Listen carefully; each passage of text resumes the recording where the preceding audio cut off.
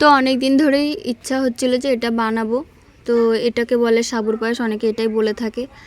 এখানে দেখো 500 দুধ নিয়ে নিয়েছি, আর এখানে সাবুটা একটু ভিজিয়ে রেখেছিলাম একটু সময়, তারপরে সিদ্ধ করে নিলাম।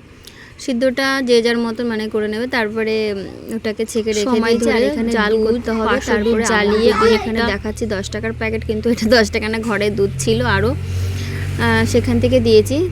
অনেকটা আমল দুধ দিয়েছি, মানে গুঁড়ো দুধটা অনেকটা মিশিয়ে গাঢ় করতে হয়েছে, আর চিনি পরিমাণ মতন, যে যেরকমভাবে মিষ্টি খাবে। তো আমাদের ইচ্ছা হচ্ছিলো অনেক দিন ধরে বানাবো, খাবো এটা, শুধু দেখেই যায়। তো এখানে দেখো সমস্ত রকমের ফ্রুট, ড্রাই ফ্রুট সব কেটে রেখে দিয়েছি, সাবুটাও রেখে দিয়েছি।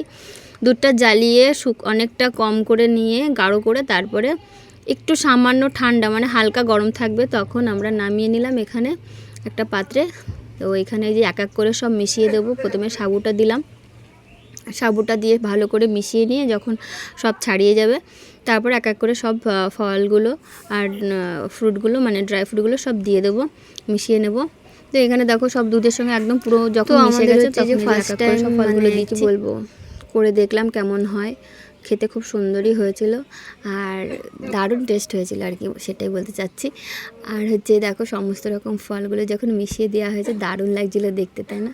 খুব সুন্দর দেখতে লাগছিলো, খাওয়াটা যেমন সমান দেখতে কিন্তু দারুণ হয়েছিল, টেস্টটা খুব সুন্দর হয়েছিল। তোমরা অবশ্যই ট্রাই করে দেখো, ভালো। তো এইসব জিনিস তো খেতে সবারই ভালো লাগে, কিন্তু করতে সবারই একটু কষ্ট লাগে, মানে যারা কুড়ে মানে আমার মতন, তারা মানে খেতে খুব ভালোবাসে, কিন্তু করে খেতে গেলে একটু, তাও এটা আমার জন্যই মানে করা, মানে আমি অনেক দিন ধরেই বলছি এটা করব।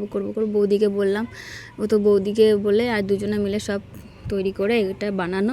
কেমন হয়েছে তোমরা অবশ্যই কমেন্ট করে জানিও। দেখতে আর খেতে তো দারুণ হয়েছিল, যদি জানতে হয় তাহলে নিজেরা তৈরি করে খেতে হবে।